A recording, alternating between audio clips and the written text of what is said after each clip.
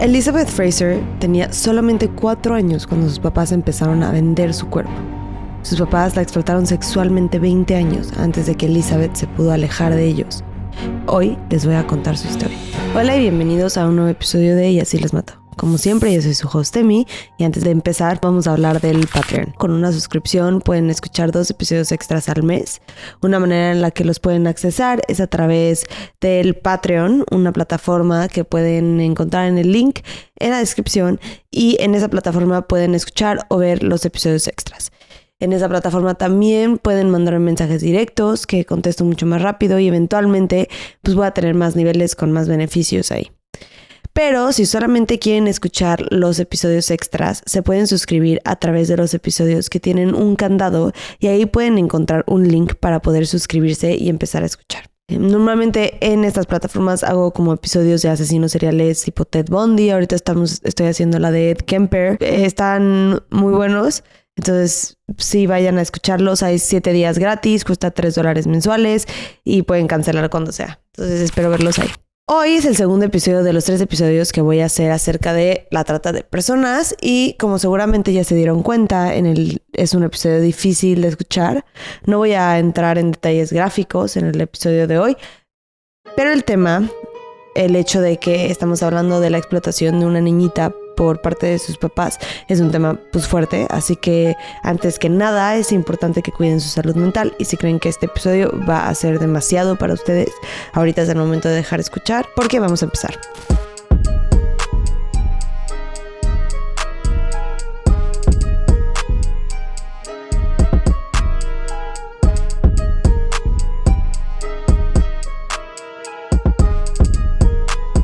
El primer recuerdo que tiene Elizabeth de ser traficada sexualmente es a los 4 años. Iba en el coche con su mamá, se estacionó abajo de un letrero de luces neón en un hotel y le dijo que fuera a tocar a una puerta.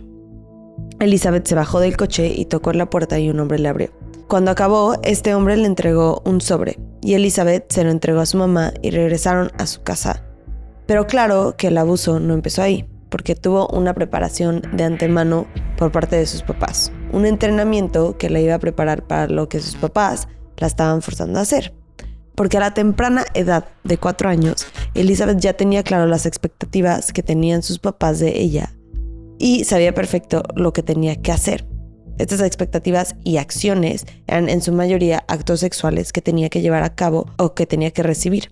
En un caso como este, una de las cosas más problemáticas es que los papás son los traficantes y abusadores.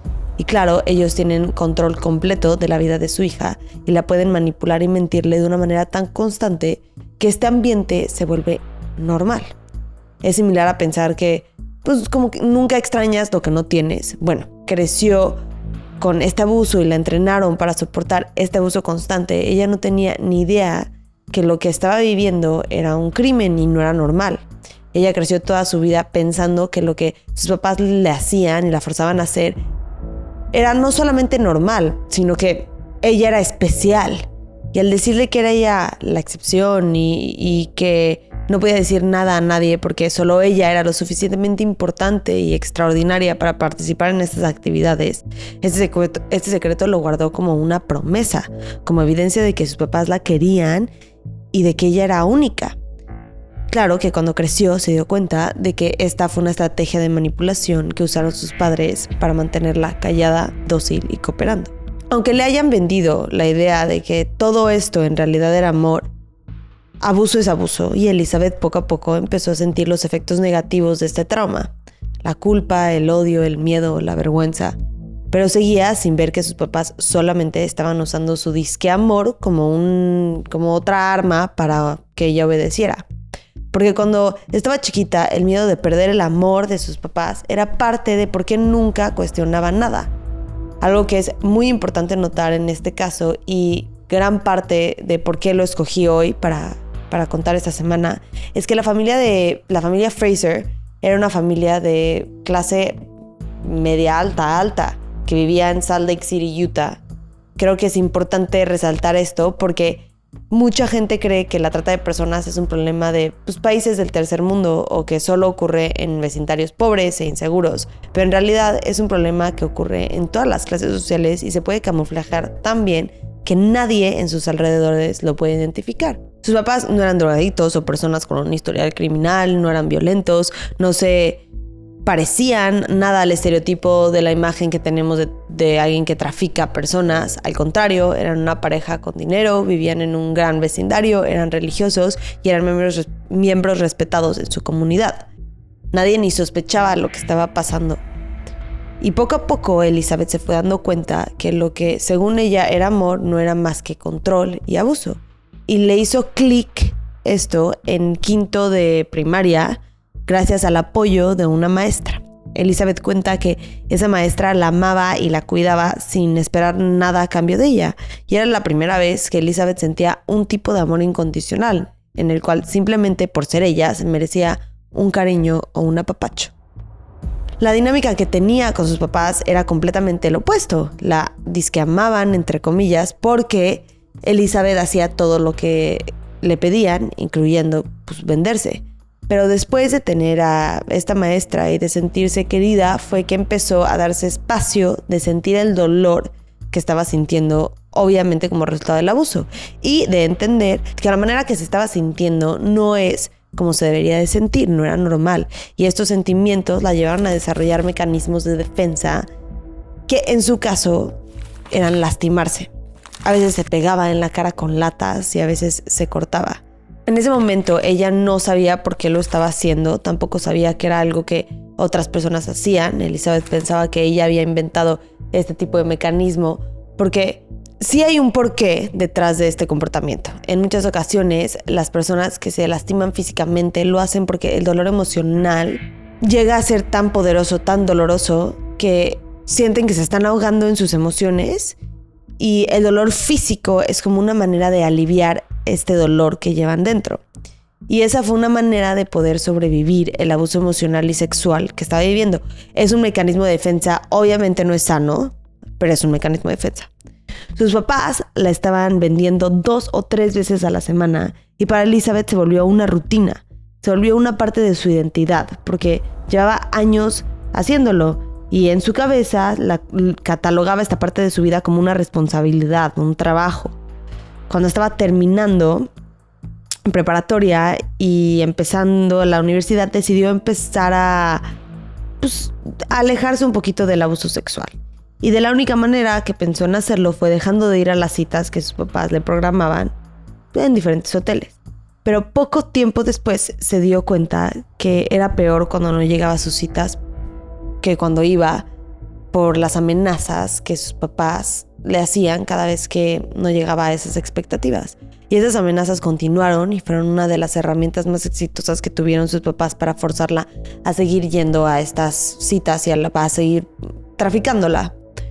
Un suceso que, en mi opinión, fue una de las cosas que catalizaron la independencia de Elizabeth fue cuando conoció a su esposo. Se conocieron en marzo y para julio ya estaban casados. Y poco después de esto tuvieron a su primer hijo. A través de todo esto, sus papás seguían explotando sexualmente a Elizabeth. Porque aunque su hijo y su esposo obviamente eran una bendición en su vida, también eran un factor más o una cosa más que sus papás usaban para manipularla. Porque ahora no solamente la amenazaban a ella, amenazaban a su hijo y a su esposo. Su esposo, para todo esto, no sabía lo que estaba pasando. Sabía que Elizabeth había enfrentado algún tipo de abuso sexual, pero no sabía que sus papás eran los responsables o que lo seguían haciendo. Pero poco a poco empezó a darse cuenta y todo salió a la luz en el mismo momento. Y esto fue cuando Elizabeth decidió alejarse de sus papás y decir no más al abuso. Y esto fue cuando tenía casi 24 años, o sea que llevaba 20 años de explotación sexual. En este punto de su vida, ella y su esposo decidieron mudarse a otro estado y la distancia física que ponía entre ella y sus padres le dio la suficiente valentía y seguridad para decirles que si la volvían a contactar iba a llamar a la policía. También este fue el punto en donde empezó a contarle a su esposo el grado de abuso que vivió. A Elizabeth le costó mucho poder comunicar su abuso con palabras, pero su esposo había visto la familia, pues las dinámicas como disfuncionales en la familia de cerca, y cuando se sentaron a tener esta conversación, poco a poco fue confirmando sus sospechas. Él le preguntaba como, a ver, ¿qué pasó? Esto pasó, y ella le decía sí o no. Ella no fue tanto que haya platicado su historia porque le costaba mucho verbalizar el abuso y el trauma, pero pues poco a poco fue saliendo a la luz en esta conversación con su esposo. Y en varias entrevistas que vi para mi investigación de Elizabeth, dice que una de las cosas que más le sirvieron para poder confiar en su esposo, porque no se nos puede olvidar que aunque ella ama a su esposo y es un lugar seguro para ella, su abuso sexual, las personas que la compraban eran en su gran mayoría hombres, y ese trauma resultó en una desconfianza del género masculino. Pero una cosa que le sirvió mucho, y lo digo por si conocen a alguien ustedes que se abre, por si alguien llega a abrirse con ustedes, que ha tenido algún tipo de trauma similar, alguna violación, algún abuso sexual, que pues haya sido vendida, lo que sea, es, por eso se los digo esto, y esto es que el esposo le dio el espacio de que siempre fuera solamente el trauma de ella. Nunca lo hizo de él, y siempre le dio el espacio para que eso solamente le afectara a ella. Eso no significa, que él no tenía que procesar sus sentimientos o que sus sentimientos no eran válidos, pero lo hacía en un espacio separado con él, su propia terapeuta, o en donde él pudiera con sus amigos. Porque tenemos que entender que muchas cosas se le arrebataron a Elizabeth y a sobrevivientes de la trata de personas. Se les arrebata su libertad, su autonomía, sus opciones, y en este caso, cuando su esposo nunca habló de cómo el trauma de su esposa le afectó a él, no le arrebató su experiencia tampoco. Y aunque pueda sonar muy tonto, aunque pueda sonar algo muy chiquito, es importante que sobrevivientes puedan sentir control en ciertas partes de su vida, y esta es una manera muy simple pero significativa en la que les puedes dar apoyo, o sea, nada más dándoles control de su historia y de su trauma, completamente suyos, de nadie más. Y sí, es algo chiquito, pero muy significativo que puede ayudar. En el 2008, Elizabeth cortó todo tipo de vínculos legales con sus padres, porque cuando le pidió a una pareja cercana a ella que legalmente la adoptaran, para que sus papás biológicos no solamente no tuvieran ningún tipo de ventaja legal o vínculo legal a su vida, sino a la vida de sus hijos. Pero luego, en el 2009, Elizabeth intentó suicidarse. Y como en la mayoría de los casos, fue pues, por una combinación de razones. Una de las cuales era depresión posparto, arriba de una depresión causada por su trauma. Y otra razón fue que cuando se salió de la explotación, perdió una parte de su identidad muy grande.